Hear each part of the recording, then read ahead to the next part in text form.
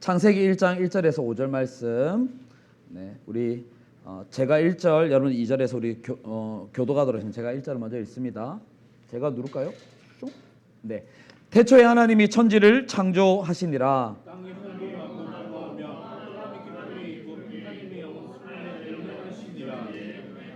하나님이 이르시되 빛이 있으라 하시니 빛이 있었고. 빛이 하나님이 보시기에 좋았더라. 하나님이 빛과 어둠을 나누사. 5절 같이 읽을까요?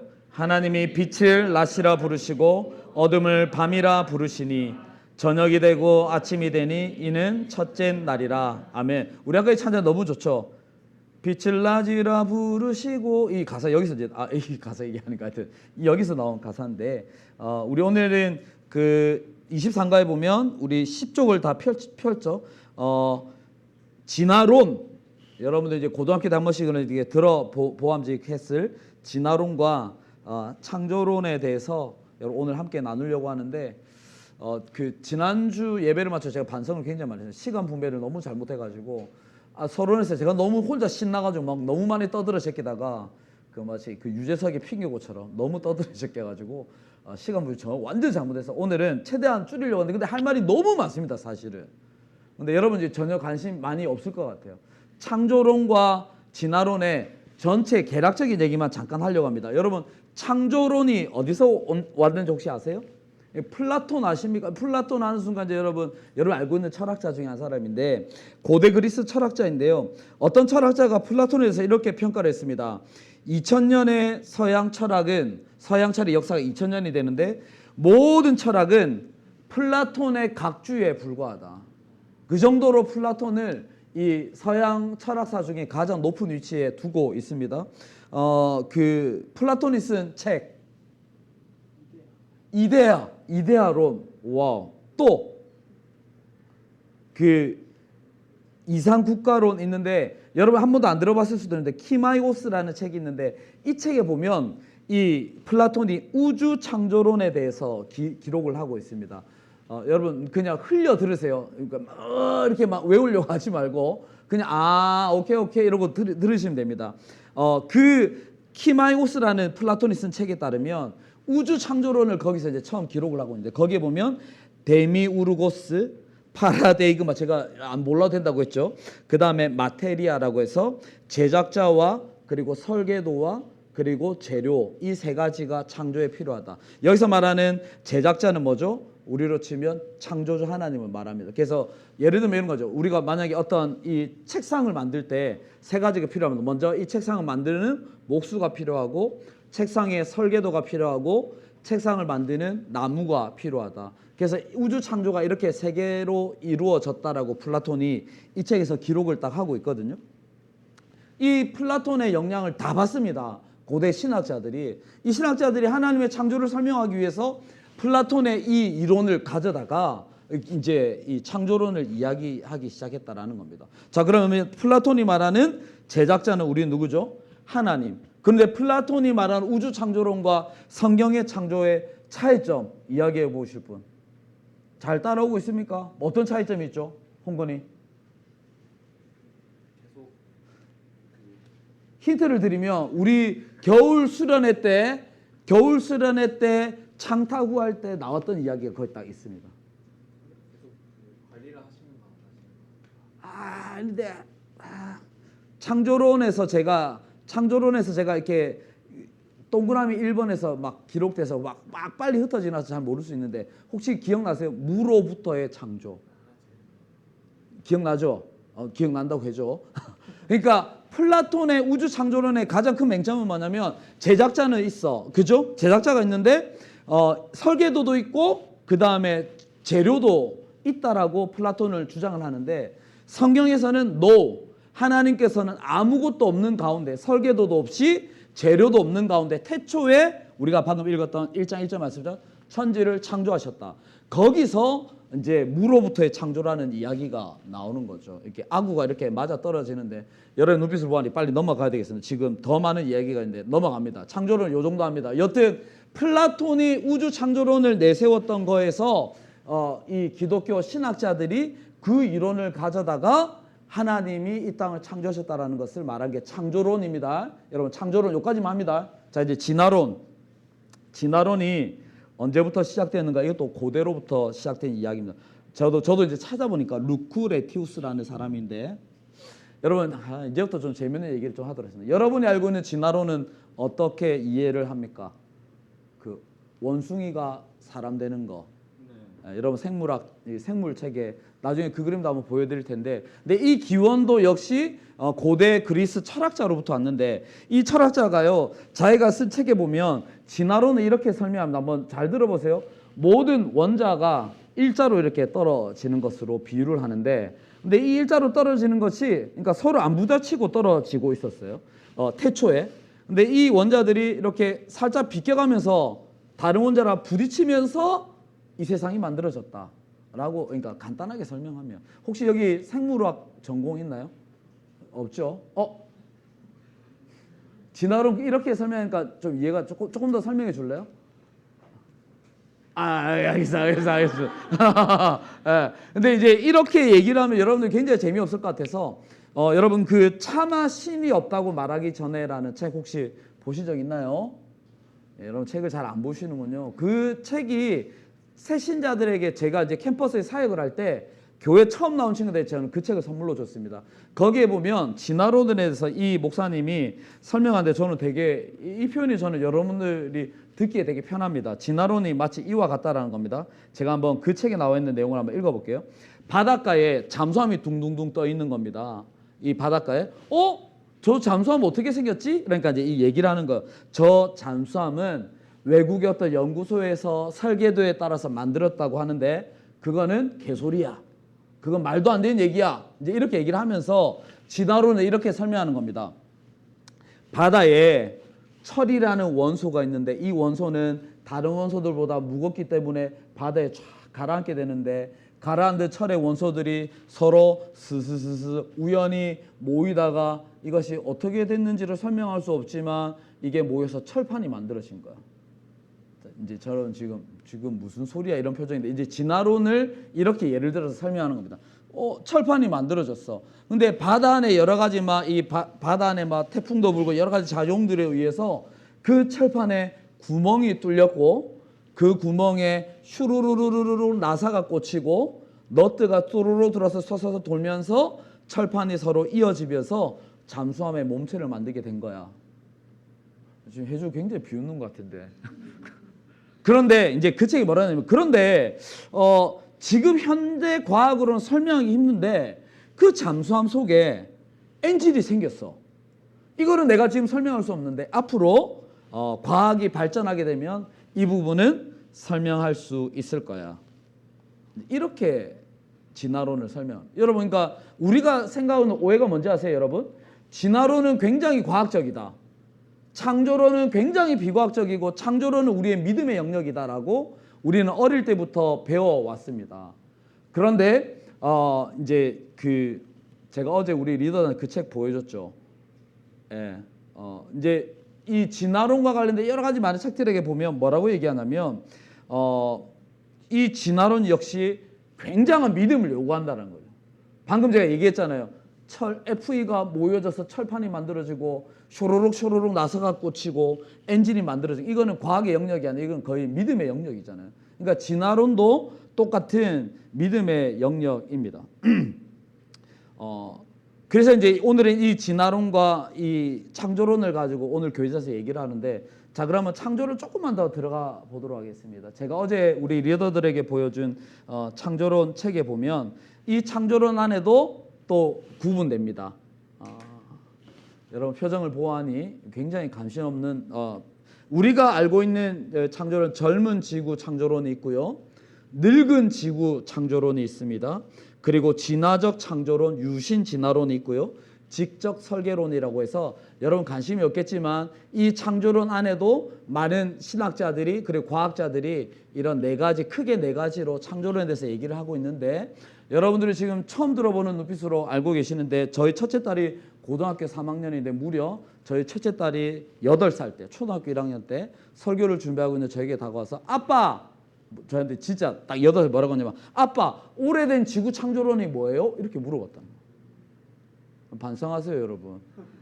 여러분 지금 28살, 38살 있는데 저희 딸이 8살 때. 근데 저희 딸이 제가 깜짝 놀랐어요. 저도 못 들어봤던 이야기여서 야, 너 어디서 했더니 제가 이제 책을 누구에게 저희 동생이 책 장사를 해가지고 책을 많이 받아서 책을 놔뒀는데 그중에 만화책이 있는데 창조론 연대기라는 책이 만화책이었어요. 그러니까 이 녀석은 만화책이 되니까 이제 그 책을 막 읽다 보니까 그 책에 이러한 얘기들이 막 나온 거예요. 뭐 젊은 지구 창조론 뭐 이제 막 얘기가 나오는데 애가 이제 그걸 보고 저한테 와가지고 아빠 늙은 지구 창조론이 뭐예요? 막 이렇게 물어보더라고요. 네, 여러분들 별 관심이 없는 것 같고요. 하여튼 창조론에도 여러 가지 많은 이 주장들이 있다. 여기까지만 하고 넘어가겠습니다. 그래서 오늘은 아까 말씀드린 것처럼 지난주에 그 시간을 제가 배분을 실패했기 때문에 오늘 지금 이제 바로 교재 넘어가도록 하겠습니다. 안 나가면 또 너무 빨라져가지고 자, 우리 오늘 교재 한번 볼 텐데 오늘 이 교재에서는 제가 아까 진화론은 뭐 원소가 어떻고 저쩌고 막 여러 가지 많은 얘기를 했는데 이 책에서는 진화론에 대해서 사자성어로 이 이야기를 하고 있습니다. 여러분 조 사자성어를 가지고 11쪽에 한번 동그라미 2개 쳐보세요. 여러분 한자 한문 시간 동그라미 쳐보세요. 11페이지에 옆사람 컨닝하지 말고 이 책에서는 이 사자성어 2개를 가지고 진화론에 대해서 이렇게 설명을 하고 있습니다. 위에 있는 한자는 뭐죠? 네, 적자생존. 네, 적자생존. 여기서 적은 나쁜 놈 적 이게 아니고 적합한 사람은 살아남고 그 다음에 여기 보면 그러면 적합하지 못한 사람은 사라지는 것이 진화론의 핵심 가치입니다. 그죠? 그래서 이 세상이 오랜 시간 동안 도태되어지고 이렇게 적합한 것들만 살아남는 것이 진화론의 핵심이고 저 밑에 여기 11조 밑에 보면 약육강식이라고 나와 있죠. 약한 자가 강한 자에게 지배당하고 먹히는 그런 생존 경제를 이야기하는 것이 이 진화론의 핵심이다라고 이 책에서 얘기를 하거든요. 여러분 이 적자 생존 그리고 약육강식으로 대표되는 이 진화론의 논리에 따르면 이 책에서 뭐라고 주장하냐면 이 세상은 전혀 아름답지 못하다라고 이야기를 합니다. 조금 더 이게 무슨 의미냐면 여기 11페이지에 만약이라고 나와 있잖아요. 그죠? 이것이 사실이라면 우리는 노인, 장애인, 약자들에서 낙오되는 현실을 보면서 보기에 좋다라고 말해야 할 것입니다라고 이게 무슨 말이냐면 이런 거죠. 13쪽에 보면 뭐라고 나와 있냐면 부적합한 자들과 약자들의 희생 가운데 이 세상이 세워졌다. 그러면 부적합한 자는 제거되고 약자는 강자에게 먹힘을 당하는 것이 자연스러운 것처럼 이야기를 하고 있습니다. 마치 이와 같죠. 절벽에서 독수리가 자식들을 키우는 방법이 이렇죠. 뭐 절벽에서 새끼들 다 이렇게 밀어가지고 살아남는 놈만 내 자식. 우리 이런 거 어디서 들어보셨을 겁니다. 만약에 제가 저희 집에 새 아이가 있는데, 근데 이 예를 들은 것도 너무 좀 잔인하긴 한데 성경 아파트 옥상으로 데려가지고 그 꼭대기에서 밀어뜨려서 살아남는 놈만 내 자식이다. 이게 이제 진화론에서 말하는 약육강식, 적자 생존 이런. 지금 여러분 제가 만약에 그렇게 한다면 이게 뭐죠? 아동학대잖아요. 아동학대. 그죠? 이 땅의 모든 사람들이 꿈꾸는 아름다운 세상은 전혀 다릅니다. 여러분 나중에 우리 나눔터 모임 첫 질문이 이건데 미리 좀 마음의 준비를 하십시오. 여러분이 생각하는 아름다운 세상은 어떤 세상인가요? 여러분이 현 시간 동떨어진 질문을 하게 될 텐데 여러분 아름다운 세상 저는 이 노래로 대신하고 있습니다. 혼자선 이룰 순 없죠 세상 무엇도 라는 그 옛날 보물상자 아닌데? 유리상자. 혹시 어떻게 알았어? 제가 요즘 하도 노래를 많이 들어서 나랑 세대가 비슷한 것 같은데? 근데 가수를 하는데, 네. 그죠? 네. 유리상자가 부른 아름다운 세상이라는 노래가 있어요. 노래도 굉장히 아름다워요. 네, 문득 외롭다 느낄. 여기 보면 가사 중에 제가 어떤 것에 지금 색칠을 쳐놨냐면 함께 우리가 함께 가는 것이 아름다운 세상이다라는 거. 옆 사람 손 한번 잡아볼까요? 더 늦게 하지 마. 손 잡아. 좀 손 잡아. 손 잡아보세요. 어때요? 느낌 좋아요? 나빠요? 나쁘다 싶어. 이렇게 우리가 있잖아요. 이렇게 손을 꼭 잡는 것만으로도 우리 안에 이렇게 좀 가슴이 따뜻해지는 게 있습니다. 예, 손 내놓으시고 지금 저 옆 사람 이 손에 땀이나 좀 찝찝하고 뭐 그럴 수는 있지만 여러분 이게 누구든 이렇게 손을 꽉 이렇게 잡으면 너무 좋다. 따뜻하다라는 것이 이제 우리가 이렇게 느끼는 건데 이 책에서 이제 이것을 계속 얘기를 하거든요. 그런데 이 책뿐만 아니라 이 유리상자가 부르는 아름다운 세상에 보면 이 아름다운 세상은 마주 잡은 두 손, 약자와 강자가 약자를 누르는 것이 아니라 함께 손잡는 것. 저 가사 너무 좋잖아요. 아름다운 안개꽃처럼 서로가 함께 딱 모여 있는 거. 이게 아름다운 세상이다라고 노래하고 있는데 여러분들 우리 오늘 읽진 않았는데 12페이지 한번 봅시다. 12페이지에 이사야 11장 말씀이 이와 같은 세상입니다. 이걸 배경으로 한 찬양이 있죠. 사자와 어린 양이 뛰놀고 뭐 이 찬양 있죠. 그게 이제 여기 본문에 나왔는데 이 본문에도 보면 계속 반복해서 나온 게 뭐죠? 함께라는 단어가 계속 반복해서 나오고 있습니다. 그러니까 하나님이 창조하신 세상은 강자가 약자를 누르는 적합한 사람이 살아났고 부족한 자들은 다 사라지는 그런 세상이 아니라 저기에서 이리와 어린 양 누가 강? 이리 강, 약은 어린 양 그리고 표범과 어림소 표범이 강, 어림소 양. 그러니까 계속 함께하는 세상이 하나님께서 만드신 창조하신 이 세상이다라는 겁니다. 그러니까 이 진화론이 말하는 세상과는 완전히 다른 세상인 거죠. 자, 그러면 우리 교재 말씀으로 배우는 세계관을 통해서 이거를 하나하나씩 조금 더 구체적으로 살펴보도록 하겠습니다. 자, 우리 1번.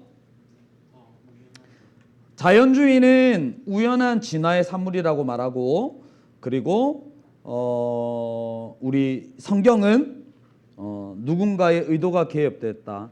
우리의 존재 의도가 있다는 사실은 우리의 존재 가치를 어떻게 변화시킬까요? 여러분 이 가치는 생각보다 훨씬 더 중요합니다. 우리는 우연한 존재가 아니라 분명한 목적을 가지고 이 세상에 존재하는 가치를 가졌다라는 것을 말씀하고 있습니다. 밑에 우리 글자 보이나요? 시편 말씀인데 우리 밑에 시편 8편 5절 말씀인데 우리 같이 한번 읽어볼까요? 시작. 저를 천사보다 조금 못하게 하시고 용화 종기로 가는 쉬우셨나이다. 주의 손으로 만드신 것을 다스리게 하시고 만물을 그 발 아래 두셨으니. 진화론에서는 우리의 가치를 뭐라고 했냐면 우연히 태어난 존재. 여러분 그 드라마나 영화 이런 거 보셨어요? 막 만약에 부모님이 명훈아 미안해. 명훈이 앞에 제일 만만하던 계속 명훈이 예를 들면 명훈이 부모님이 명훈이가 막 마음에 안 들어. 막 엄마 말 안 듣고 지 마음대로 살아. 막 술에 쩔어서 막 살아. 예를 들어서 그 엄마가 그런 명훈을 보고 아이고 네가 괜히 왜 태어나? 내가 그때 네가 아빠를 괜히 만나가지고 너는 실수로 태어난 거야. 이 말을 딱 들었다고 칩시다. 명훈이 마음이 지금 어때? 예를 들었지만 근데 실제로 이 세상에 그런 얘기를 막 듣는 애들이 있다라는 거죠. 야, 네가 이만 태어나지 말았어야 돼라고 이렇게 듣는 친구야. 네가 태어난 거 사고야. 실수 때문에 네가 태어났어. 그러면 이 친구가 평생 자신의 가치를 어디에 둔다고요? 나는 태어나서는 안 될 존재. 얼마나 슬픕니까? 여러분 이 진화론의 가장 큰 약점이 바로 이거다라는 거예요. 진화론이 말하는 것 우리는 우연히 생겨난 존재다. 여러분 진화론의 가장 큰 약점을 제가 그림으로 지금부터 보여드리겠습니다. 우리 요 그림이 이제 교과서에 많이 봤던 그림입니다. 진화론에서는 이제 요러한 원래 우리가 이러한 존재였는데 점점 적합한 존재로 원숭이 새끼에서 사람 새끼가 되었다. 이것을 얘기하는 게 사실은 진화론의 핵심이거든요. 우리 원래 영장류였는데 이 영장류에서 더 밑으로 가면 선정아 어떤 존재야? 우리는 원래 단세포자. 단세포. 그러니까 막 이 돌대가리 네 공부 네가 임마 단세포로서 그래. 우리의 존재를 진화론의 가장 큰 약점이요. 우리를 단세포로 본다라는 겁니다. 여러분 그 왕사남 다 보셨나요? 왕사남에 보면 그 단종 임금 좋아 안 좋아? 선영아 서영아, 좋아 안 좋아? 너무 좋아. 왜? 잘생겼잖아. 근데 그 단종 옆에서 끝까지 목숨을 걸고 지켰던 그 충신 한 명 있습니다. 혹시 이름 아세요? 김호랑이상. 잠시만, 이 장군을 모른다고? 북진을 개척했던 조선시대 최고의 이순신 다음으로 잘 나갔던 장군. 모른다고? 관상에 보면 나오죠. 호랑이상. 김종서 장군 몰라요? 김종서 장군이 우리 할아버지입니다. 우리 계보. 제가 무슨 얘기를 하냐면 저희 딸 둘을 데리고 왕산암을 보러 갔거든요. 그 왕산암에 그 단종을 끝까지 옆에서 지켰던 김종서 장군 얘기가 착 나온다 말이에요. 제가 막 딸들은 그 단종의 잘생김에 빠져서 보고 제가 귀에다 대고, 야, 우리는 김종서 장군의 후예야 이러면서 우리는 저 김종서 장군이 우리 할아버지야. 우리는 자부심을 가져야 돼. 그러니까 제가 영화 보고 나와서, 야, 우리는 김종서 장군의 후예야. 우리의 뿌리는 김종서 장군이다. 계속 딸들에게 강조하는 거죠. 근데 이 진화론을 믿으면 뭐라고요? 우리의 뿌리는 뭐라고? 우리의 뿌리는 저 원숭이야. 우리의 뿌리는 저 단세포야 라고 가는 것이 이 진화론의 가장 큰 약점이다라는 거죠. 여러분, 이 진화론의 이 약점을 가지고 풍자하는 그림이 있더라고요. 제가 한번 찾아봤습니다. 여러분, 이게 뭘로 보이십니까? 진화론은 이제 여기까지만 있는데 이 진화론이요, 어쨌든 우리 인간이 변화되어 간다는 거. 요 원숭이에서 사람이 됐는데 이제는 이 인류 문명의 도구로 이렇게 전락되어져 가는 이렇게 인간의 모습을 보여주죠. 여러분, 저는 이 그림 굉장히 의미 있는 그림이라고 생각합니다. 이 원숭이에서 사람이 됐어. 그런데 이게 너무 이 세상이 발전되면서 막 계속 먹어대 가지고 막 이 배부른 사람이 됐다가 나중에는 돼지로 되어지는 것을 제가 이 인터넷 찾아보면 이런 그림이 있더라고요.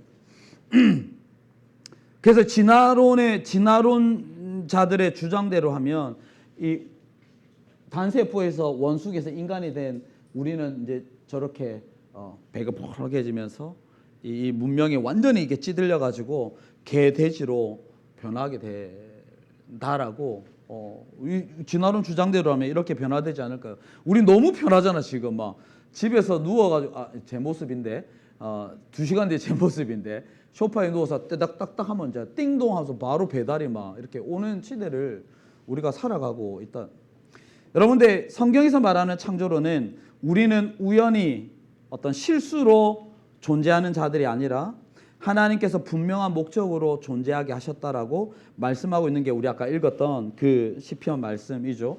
시편 8편 5절 말씀 다시 한번 볼까? 우리는 어떤 존재다? 우연히 실수로 하나님 실수로 이렇게 생겨난 존재가 아니라 하나님이 우리를 창세기 1장 26절을 보면 우리를 하나님의 형상으로 만들었고 우리를 천사보다는 조금 못하게 하지만 영어와 종기로 우리를 특별한 존재로 만드셨다라고 말씀하고 있습니다. 사랑하는 여러분들은 우연히 생겨난 존재가 아닙니다.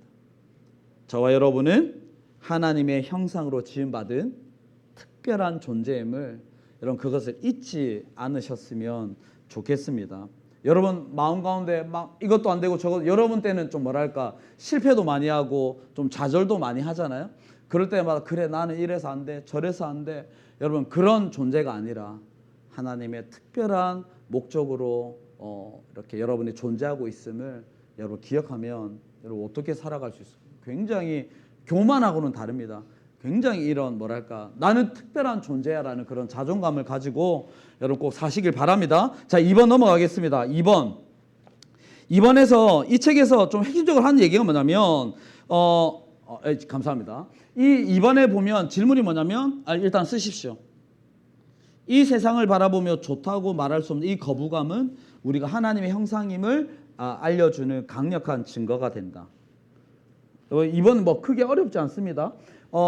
이 땅에 여러 가지 많은 일어나는 일들을 보면서 우리가 마음이 막 불편한 이유가 우리가 하나님의 형상임을 알려준다라는 거죠. 언더스탠드 하셨나요? 네. 여러분 뉴스 좋아하세요? 뉴스 잘 안 봅니다, 그죠? 여러분. 역시 오늘 황주 나랑 지금 계속 맞는데 아까 유리상자도 맞추고. 뉴스를 보면 기분이 좋아, 기분이 불편해. 일반적으로. 기분이 좋아? 네. 어떤 뉴스를 보면? 그 정치 뉴스. 와우. 와우. 나는 최대한 나는 설교할 때 정치 얘기는 빼려고 하거든. 오케이. 여러분 그 뉴스를 보면 불편한 것들이 좀 많이 있습니다. 뭐 누가 누구를 죽였네. 뭐 이런 것들 뭐 우리 마음이 되게 불편해요. 지난주에 우리 불편했던 뉴스가 하나 있는데 여러분 요거 이게 뉴스 보신 분들 아실 겁니다. 가야지 스타벅스 가야지라는 이 배제고 아이들이 아무런 생각 제가 볼 때 이 아이들은 이렇게 심각할 줄 몰랐어. 가야지 막 스무 같아. 예, 그냥 이렇게 불렀어. 자기들 그냥 불렀어. 근데 이게 이렇게 크게 이슈가 될 줄 몰랐어요. 이렇게 제가 오늘 뉴스 보니까 이 배제고 애들이 내일 광주로 간답니다. 광주 1구에 찾아가서 아이들에게 광주 1구 친구들에게 이렇게 사과하고 같이 5.18 참배하기로 했답니다. 이 친구들은 이렇게 심각해질 줄 몰랐을까요? 여러분 이게 왜 이 뉴스가 왜 이번 일주일 동안 우리나라를 떠들썩하게 했을까요? 여러분 이제 이 가야지 스타벅스 가야지가 애들 아무 생각도 아무런 얘네들은 그냥 불렀어. 근데 그 노래가 어떠한 의미가 있는지를 알면 불러서는 안 될 노래였죠. 여러분 여러분 혹시 친구들 중에 전라도 친구들 많이 있어요? 잘 없습니다. 왜냐하면 이 경상도와 전라도 사이에 보이지 않는 이 담이 있어가지고 여러분 전라도 친구 사귀기가 쉽지 않습니다. 근데 저는 해양대라는 곳에 사역을 8년 10년 동안 했는데 해양대에 전라도 애들이 굉장히 많이 와요. 그래서 저도 가서 알아. 그래서 저희 CCC에 전라도 애들이 굉장히 많이 와서 우연한 기회로 이제 전라도 제자들이 많아지면서 신방을 가서 광주 이런 곳을 가게 됐는데 그때 제가 처음 알았어요. 그러니까 편하게 제가 물어본 거죠. 뭐 정치적인 얘기가 아니라 08학번 형제 지난주 결혼했는데 제가 못 갔어요. 너무 멀어가지고 이 친구에게 야 너네들은 왜 그렇게 5.18만 얘기를 하면 민감하니라고 물어봤거든요. 그 친구가 뭐라고 대답했냐면 자기 옆집 형 자기 삼촌이 실제로 죽었기 때문에 그러니까 이들에게는 이 5.18이라는 사건이 뭐 뉴스에서 말하는 정치적인 것을 떠나서 너무 마음 아픈 이야기고 여전히 이렇게 5월 18일 5월만 되면 이 전라도 광주 전체에 그러니까 제사가 계속 있는 거죠. 우리 삼촌이 죽었고 옆에 형이 죽었고 이게 아직까지 남아있는 상처라고 얘기를 하면서 그렇구나라고 이제 제가 이야기를 했는데 여튼 이제 그러한 아픔이 있는데 이제 이 광주에 있는 아이들에게 아마 광주 1구 아이들도 이거를 의미를 잘 모르지만 이제 이러한 의미를 갖고 있는 사람들이 좀 이렇게 상처가 많이 여튼 여러분 이제 제가 하고 싶은 얘기는 이 이야기가 왜 볼 때 우리가 다 마음이 불편할까요? 그러니까 그 당시에 1980년도에 권력을 가진 사람들이 약자였던 시민들을 억눌렀던 그 사건이 이제 이게 지금 다시 화두가 되면서 누가 봐도 이 강자가 약자를 괴롭히는 것들은 우리 마음이 불편한 게 이게 우리가 하나님의 형상으로 이렇게 우리가 있다라는 것을 증명한다라는 겁니다. 여러분 이제 요거는 이제 조금 불편한 이야기고 반대되는 이야기를 한번 해볼까요? 여러분 이제 뉴스 잘 안 보니까 여러분 쇼츠나 유튜브에 보면 이런 거 혹시 보셨나요? 깜짝 이렇게 이걸 뭐라 해야 되나? 깜짝 비디오라고 해야 되나? 뭐라 해야 되나? 비디오는 아니지. 쏘리. 비디오는 황주랑 저랑 아는 이제 단어고 깜짝 카메라 해가지고 그런 거 보셨어요? 안녕하세요. 저희가 배가 너무 고픈데 돈이 없어서 김밥 반줄만 이런 거 혹시 보셨나요? 이제 그러면은 막 식당 아주머니가 요것도 이제 그런 거죠. 이틀째 밥을 못 먹다 식당 사장님이 어떻게 했을까? 막 밥도 차려주고 막 해주는 거예요. 근데 그걸 보고 있으면 이제 우리가 너무 흐뭇해 안 누는데 너무 좋아. 그래서 좋아요, 구독 막 눌러줘. 여러분 그런 영상 실험 카메라 많이 보셨나요? 할머니가 이 껄렁껄렁한 애들이 막 할머니 막 괴롭히고 있으면 이 지나가는 시민이 어떻게 하면 야 너희들 뭐야 이러면서 그러니까 이런 그 강한 사람이 약한 자 괴롭히는 걸 보면 이 하나님을 믿고 안 믿고를 떠나서 그것을 보면 참지 못하는 이 마음이 우리에게 있다라는 거죠. 이것이 이제 이번에서 말하는 하나님의 형상이 우리에게 있다라는 강력한 증거이다라는 것입니다.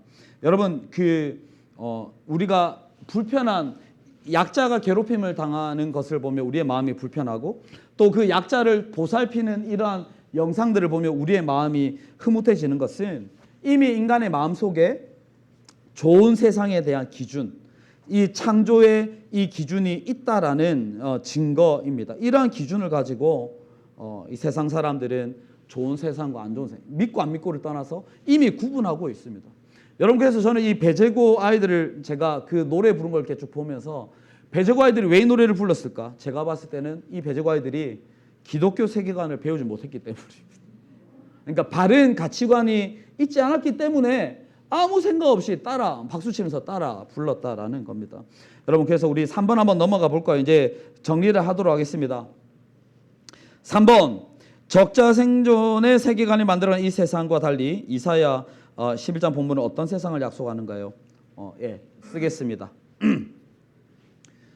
해됨도 상함도 없는, 아무도 해를 입지 않고 아무도 상함이 없는 그러한 함께하는 세상이 창조론, 이 하나님께서 만드신 이 세상이다.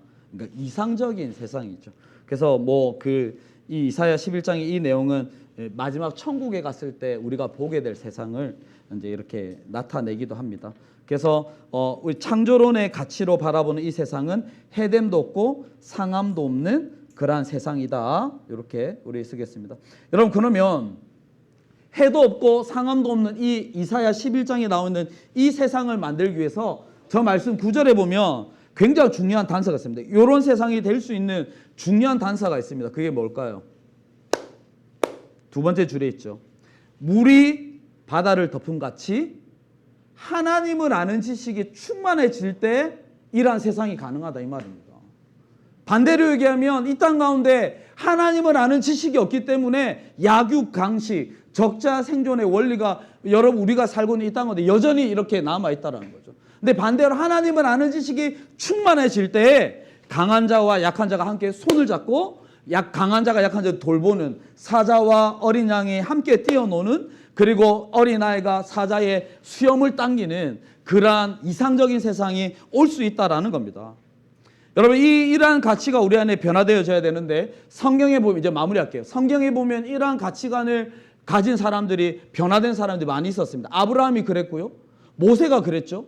모세는 이 가치관이 바뀌는데 몇 년이 걸렸어? 40년이 걸린다고요. 바울이 그랬죠. 성경의 많은 인물들, 그리고 예수님의 제자들이 다 이러한 이 하나님 나라의 가치관으로 이 세상의 가치관으로 다 바뀌면서 자신의 삶을 그렇게 살아갔습니다. 이러면서 성경에서 우리에게 결론적으로 하는 말이 뭔지 아세요? 해됨도 없고 상함도 없는 함께하는 세상을 누가 만들어 가야 된다고? 따라했습니다. 내가. 여러분들이 그 세상을 만들어 가야 된다. 하나님 나라의 가치관, 이 창조에 대한 가치관, 우리는 나를 특별한 존재로 부르셨다는 이 가치관을 가지고 여러분의 삶에서, 여러분의 세상에서 해됨도 상함도 없는, 그러면 그러한 배제 고등학교 아이들과 같이 그러한 진화론의 자연주의적 세계관에 있는 나는 재수 없는, 나는 실수로 태어난, 나는 의미 없는 존재라고 생각하는 여러분 주위의 친구들, 아니면 여러분 주위의 사람들에게 어떤 사람이 돼야 돼요? 손을 잡아주는, 함께 손을 잡는 아름다운 세상을 만들어가는 자들로 여러분 살아가셔야 돼요. 그러면 여러분에게 무엇이 필요하다고요? 여호와를 아는 지식이 충만할 때 여러분 우리는 그러한 삶을 살아갈 수가 있습니다. 자, 우리 다음 요거 읽고 우리 마무리하겠습니다. 그래서 이 책에서도 결론적으로 여러분들이 그렇게 살아가라라고 얘기를 합니다. 이 세상은 도태된 시체 더미 위에 세워진 진화의 산물이 아니다. 사랑이 많으신 하나님이 심히 좋도록 만들어진 이 피조물, 이 세상 가운데 구원의 은혜가 머무는 곳인데 왜 여러분의 직장, 여러분의 가정은 아름다운 세상이 아닌 걸까? 왜 그럴까? 이 세상에 우리가 오늘 여기서 말하는 자연주의적 이 진화론의 가치가 완전히 이렇게 짓누르고 있기 때문에 그렇습니다. 그럼 여러분들이 여호와를 아는 지식으로 충만한 여러분들이 그 땅 가운데서 가서 그렇지 않다라고 여러분의 세상을 변화시키는 우리 청년부 여러분이 되기를 바랍니다. 저는 이러한 변화가 일어나고 있는 성경 구절 하나만 읽고 우리 마치겠습니다. 이 말씀 같이 읽어볼까요? 시작.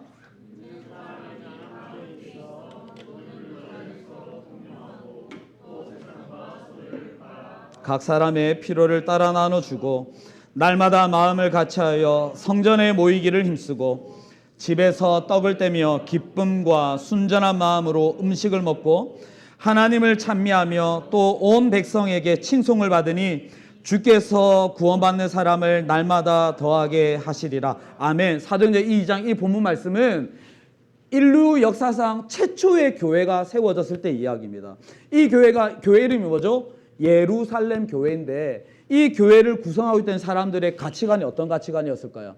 우리는 로마의 지배 아래 살아가는 인간들, 우리는 희망도 없고 소망도 없어 그냥 이렇게 살다가 죽어가는 사람들이었어요. 그런데 이들에게 하나님께서 성령이 임하시고 베드로의 설교를 통해 3,000명이 세례를 받은 이후에 교회가 빵 세워지는데 이들의 가치관이 완전히 바뀌는 겁니다. 그래, 우리는 가치 없는 존재, 우연히 있는 존재들이 아니라 하나님 나라 백성이다라는 것을 딱 깨닫는 순간 이들이 변하는데 어떻게 변한다고요? 함께 물건을 통용하고 각 사람의 필요를 따라 그러니까 함께 우리 얘기했던 아름다운 세상이 이 공동체에 빡 나타나는 거죠. 서로 물건을 나눠주고 마음을 같이 성전에 모이기를 힘쓰고 집에서 떡을 떼고 순전한 마음으로 음식을 먹고 이러한 믿음의 공동체가 저는 우리 청년부가 되기를 바랍니다. 제가 우리 그 새가족 공부하는 우리 어르신들 세 분을 모시고 우리 마지막 이별이 종강 이제 책거리를 울산 수제비집을 또 다녀왔습니다. 계속 수제비집 갔는데 이분들이 교회 나온 지 1년이 다 안 되신 분들이에요. 이분들이 저에 대해서 이제 친해지니까 궁금한 게 많은 거야. 그래서 저한테 목사님 이거 내가 물어봐도 되는지 모르겠는데 물어보시라고. 이제 수제비 먹고 기분이 다 좋아졌어. 목사님 월급 얼마나 받습니까? 이러더라고. 이분도 너무 그게 궁금했던 거야. 그래서 많이는 못 받습니다. 이렇게 얘기를 했거든요. 그 다음 질문이 뭐냐면 그래가 애 셋을 어떻게 키웁니까? 근데 제가 이제 뭐 말하려면 긴데 어제 우리 리더한테 이 얘기를 했던 것 같아요. 근데 제가 어디부터 말을 해야 될지 모르겠어. 여러분 알죠? 제가 한번 입 터지면 계속 말하는 거. 그래서 하다가 이제 뭐 저희 아내 뭐 수술 얘기도 하다가 그 얘기를 했어요. 이날 수술비가 150만 원이 모자랐는데 그날 아침에 한 교수님으로부터 전화를 받고 교수님이 저한테 물어봤어요. 간사님 잘 지내요? 오늘 새벽에 기도하는데 간사님 얼굴이 떠올라서 전화했어요. 갑자기 느닷없이. 네, 지금 송도 고신대 병원이고 제 아내가 지금 수술실에 들어가 있습니다. 저는 지금 수술실 밖에서 아내를 기다려. 왜요? 무슨 수술이에요? 이런 수술입니다. 아이고 알겠어요. 기도할게요. 따가닥 끊었어요. 근데 그날 제가 그 전화가 오기 10초 전까지 수술비를 계산을 했는데 150만 원이 모자랐단 말이에요. 그런데 그 교수님이 전화를 끊고 5분 뒤에 띵동 옛날에 문자, 지금은 카톡이죠. 문자, 님이 입금하셨습니다. 제가 전화 이렇게 해도 입금액 150만 원. 이걸 어떻게 설명하겠습니까? 저는 이것이 오늘 이 본문에서 말하는 우리의 모든 소유를 서로에게 나눠주, 기쁨으로 나눠주는 믿음의 공동체. 제가 이 얘기를 했더니 막 그 우리 할머니 한 분이 아이고야 소름이 돋는다. 그래서 어르신 이것이 바로 교회 공동체라는 곳입니다 라고 말씀을 드렸습니다. 여러분 저는 우리 대천교회 이청년부 안에 이러한 나눔과 또 함께 성전에 모여 하나님을 예배하고 그래서 여러분 온 백성에게 칭송을 받는 우리 청년부가 되기를 예수님의 이름으로 축복합니다. 우리 함께 찬양할까요?